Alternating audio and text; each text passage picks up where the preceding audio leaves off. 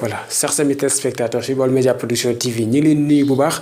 di leen jaajëfal di nuyu nag partout dans le pays partout dans le monde tey jii ñi ngi fii ci district sanitaire bu Xombol ni ñu koy defee rek ci moment bu ne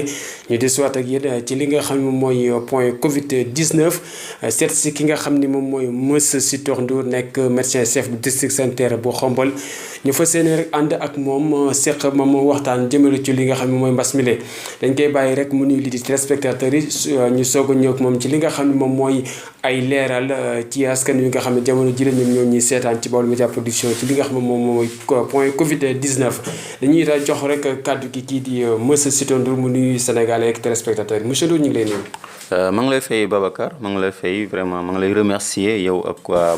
Baol Média Production vraiment kontaan aussi ci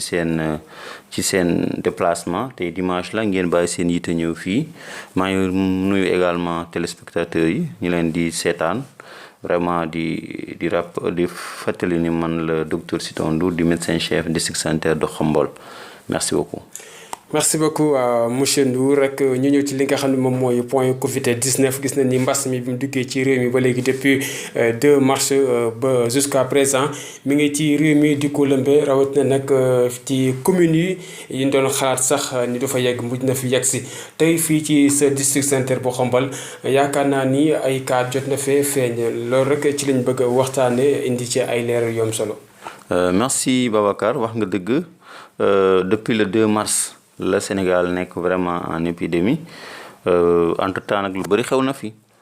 toog nañ lu yàgg amuñu gisuñu sax ku ñu yaakaar ni am na affaire bi bu ñu toogee ba le 8 avril ci lañ gis suñ premier cas dépisté ko cas suspect ñu dépisté ko muy négatif mu continuer di dépisté muy négatif ba le 28 mai lañ njëkk a dépisté ku positif maanaam ko am coronavirus. ok bi mu ko amee aussi lépp li ci war def nañ ko. muy dem ci këram waxtaan ak ñoom jël ko yóbbu ko hôpital pour ñu faj ka mais aussi xool ñi xamante ne nekkoon na en contact ak ñoom ci fukki fan ak ñeent yu weesu yi biñ ko defee ñu leen di suivre di leen defal ay prélèvement mu ñu toog ba le 7 juin ñu amaat aussi beneen cas bu positif kooku aussi ñu jël ko yóbbu ko fi ñuy fajee muy Thiès vraiment xool kontakam jël ay kontakam aussi di leen suivre kooku nag malheureusement kontakam yi xëy na suivi jeexagul mais am na ci ñeent yoo xamante ni positif nañu maanaam ñi mu nekkaloon en contact am na ci ñeent yoo xam ne wal na leen feebar bi ba ñooñu aussi yóbbu nañ leen di leen suivre après ñu toog ba le 7 boobu aussi mu am keneen koo xamante ni am na ko mais kooku ay kontakam kenn amagul feebar bi ñu toog ba barki démb le 12 ñu amaat aussi yeneen nit ñu positif yeneen ñeent yu positif ñeent ñooñu ñett yi ci district bi lañ bokk mais keneen ki même bu fekkee ci district bi lañ ko dépisté dëkku fi mu dëkk ci district Bambey la bokk aussi bi mu amee également gis naa médecin chef Bambey waxtaan ak moom vraiment muy sama grand bu baax moom aussi comprendre na ba commencé na di def vraiment investigation bi te investigation mooy dem ci këru nit ki waxtaan ak moom ak ay mbokkam laaj leen ñan la nekkaloon en contact jël ñooñu vraiment commencé di leen suivre loolu aussi mu ngi koy def ñun li ñu waroon def mooy en tant que malade bu ñu recevoir suñu poste defal ko test mu positif xaaruñu leen sax noonu lañ def jël ko yóbbu ko Thiès ba ñu koy faj voilà après bi loolu amee boo compté donc def na fukki nit ak benn boo xamante ni am nañ Covid 19 fii ci district Xombol ci fukki nit ak benn boobu am na ci kenn koo xam ne ñàkk na bakkanam am kenn koo xam ne wër na aussi bi dellu ci ay mbokkam donc fi ñu toll nii am na juróom-ñeenti nit ñoo xamante ni ñoom lañ ñu faj ñu ngi hôpital Thiès vraiment ñu leen di faj ñu leen ñaanal yàlla aussi yàlla dellu leen ci seen sàggo vraiment foofu ci résumé daal foofu lañ toll ci xeex bi di ñaax nit ñi nag vraiment ñu gën a góorgóorlu xam ni feebar bi lu am la te mën na nekk fu nekk yaa xam ci dëkku kaw wala ci dëkku taax yi fu nekk mën na fa nekk parce que nit ñu ngi déplacé wu fan yi transport yi ñu arrêté woon bàyyi nañ leen donc nit mën na xëye fii yendu ji Kédougou wala dëkk boo xalaat donc loolu aussi ñun ñoo war a xam ni biñ koy def nekkul ne feebar moo jeex ñu koy def mais dañu war a xam ni xëy na comme affaire bi yàgg na métti woon na ci ñëpp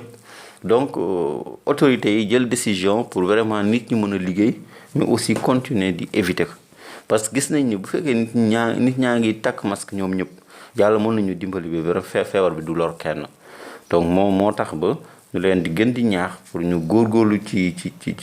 mesure barrières yi pour yàlla dimbali ñu ba ñu jële fi feebar bi. ci cas yi nga xam ni moom ma feeñ di fukki cas ak benn kenn ñàkk ci bakkanam ndax mën nga gën a indi ay leeral jëmale ko ci ñooñu nga xam ñoom ñoo am lii di feebar bi di coronavirus ci yenn secteur la ñu rek. waaw ñooñu am na ci kenn koo xamante ni ci secteuru commune Ndiéyène Sirakh la bokk am koo xamante ci commune Touba Toul la bokk ñi ci des bokk ci commune Xombol waaw donc noonu la demee juróom-ñeenti nit ñoo nekk ci commune Xombol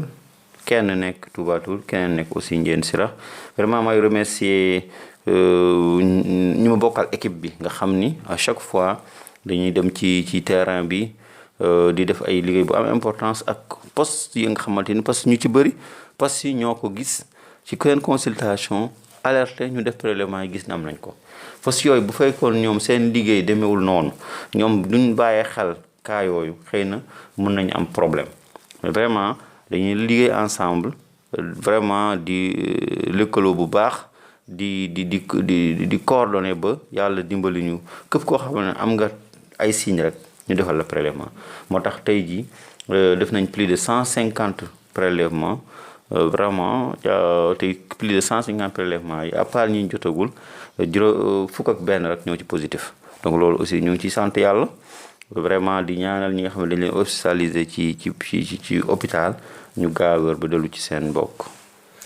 jaajëf lan ngay ñaaxaat ñi askan wi ak ñi nga xam ñoom ñooy population bu Sénégal ci ñu gën a respecté mesures barrières yi. waaw xanaa rek wax leen ñun ñëpp ñu góorgóorlu xam ni feebar bi am na te feebar baa ngi fi demagul fenn donc pour jëlee ko fi il faut ñun ñëpp ñu takku gën a góorgóorlu nit ñaa ngi def effort ñaa ngi takk masque ñaa ngi éviter yenn rassemblement yi mais xëy na. doomu aadama mel noonu am na ñoo xam ne nit ñi di gisee ak ni ñuy gisee ñoom bokkul donc ñooñu vraiment laay waxal surtout ñu éviter rassemblement yi ndaje yoo xam ne day bëri nit loolu baaxul éviter aussi vraiment de respecter distanciation physique maanaam diggante nit ak nit def mètre wala lu ko ëpp mais aussi nit ñi di raxasu ak saabu bu ñu amee alcogel mooy loolu ñuy def ci loxo yi ñu utiliser ko mais aussi il faut vraiment nit ñi bu fekkee nit ki dafa day sëqat te takkul masque mu utiliser mouchoir bu paree sànni ko ci poubelle wala boog mu lem loxoom vraiment sëqat ci conc bi bu ko defee xëy na même bu fekkee am na virus bi ci ay cëram lay yom doy dem feneen donc loolu daal vraiment surtout nag masque bi ndax masque boo xoolee ki am feebar bu fekkee takk na masque keneen ki takk masque day tax déjà ki am feebar takk masque du ko wàllu keneen donc moom. mais aussi bu fekkee nit ki amul masque. takk na masque mais ki nga xamante aussi takkul masque. mën na di wër gis koo xamante am na feebar bi mais masque bi mu takk dina ko aar ba kooku du ko wàllu feebar bi moo tax vraiment masque dafa nekk loo xamante ni ñëpp ñoo ko war a am. di ko jëfandikoo mais aussi dañu gis ñoo xam ne am nañ masque mais dañ koy dañ koy dugal seen poche waaw ñu def ko nii ci suufu gémmiñ bi mu bañ a muur complètement dafa war a muur gémmiñ gi ak bakkan bi bu ko deful rek du am importance loolu aussi il faut vraiment nit ñi xam ko te xam ni lii defuñ ko pour vraiment gendarmerie wala docteur yi bañ leen wax dara mais dañ koy def pour aar seen bopp da nga gis koo xam ne du ko boo ko gisee comme centre de santé bu fekkee am na kenn kuy dugg boo ko waxee dina fàttewoon naa ko mi ngi sama poche génne ko tàgg loolu taxul ñuy jëf bu ñu koy def pour aar nit ñi foo toll surtout boo demee marché wala nga génn parce que fi nga yaakaaree ne sax foofu moo amul danger malheureusement mooy ëpp danger en général. Donc il faut nit ñi xam loolu à part takk masque aussi ñu raxas seen loxo parce que loolu lañu njëkkoon di wax mais ba tey dafa valable. Il faut nit ñi di raxas seen loxo ak saabu wala aussi ñu utiliser li ñuy wax gel hydroalcoolique. Il faut aussi nit ñi di éviter ndaje yi il faut nit ñi vraiment di am distance diggante ñaar nit def ay 1 mètre wala boog lu ko ëpp sax bu fekkee mën na nekk loolu il faut nit ñi insister ci tant que loolu amul dafay am problème. tey jii boo génnee nit yaa ngi ci terrain yi fees fa dell di football loolu aussi il faut ñu xam ni lu tere njàng ba instant éducation bi njàng mi arrêté vraiment bàyyiwul football. Donc il faut nit ñi dimbali seen bopp dimbali ñu ñëpp jàpp ci ku nekk jàpp ni xeex bi ci man la dépendre su ma xeexul rek du ñu am résultat donc buñ ko defee vraiment yaakaar naa ne yàlla dinañu dimbali ñu am ndam ci xeex bi ñu nekk. voilà mbokki téléspectateurs yi ñoo ko gisandoo ñoo ko déggandoo yéen ñi ànd ak ñu ne ci Baol Média Production TV dégg ngeen docteur kàddu yi nga xam ne muy kàddu yu am solo boo si di kàddu yu leeral yoo xam ni yëkkati na ko teg ko ci askanu Sunugaal kon rek ni mu ko waxee foofu la ñuy continuer ñu respecter mesures barrières yi war ni feebar bi mi ngi fi de jóge fi ba léegi nii mi ngi ànd ak ñun ginnaaw bi président bàyyi lépp ñu commencé circuler nga xam ne mi ngi ànd ak ñun chaque jour. te affaire dafay gën di yokk kon li tax ñu jëlee ko fi ñun population bi ñun askan ñoo fi mën a jëlee ñii seen devoir ñu ngi koy def ñu ngi xeex ñoom ay médecins lañu waaye ñun ñi nga xam ne ñooy askan wi ñu ñoo war a mën a gën a farlu ba jëlee fi li nga xam ne moom mooy Covid 19 bi jaa ngeen jëf merci.